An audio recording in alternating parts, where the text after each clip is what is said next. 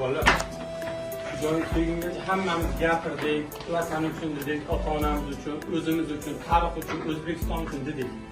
Hamma narsa gapirib bo'lindi. Bu o'yinda men uchun gapsiz bugun hamma narsaga nuqta qo'yadigan kunimiz. 3-4 yildan beri birgamiz, hammamiz oilamizdan ko'p bir-birimizni ko'rdik ketdi. Davay oilaligimizni bugun ham ko'rsataylik. O'zbekistonda necha million aholi bizdan kutib o'tirib, 90 ni tugagandan keyin biz hamcha boshimizni yerga qaratib o'tirishimiz. Bizlar O'zbekistondagi hamma o'zbeklar bugun bayram bo'lishi kerak. Bugun bu qonun kun bo'lib qoladi biz uchun. Hamma miyasiga sig'dirsin. Bugun bu kun tarixda qoladigan kun biz uchun. Faqat yurishga.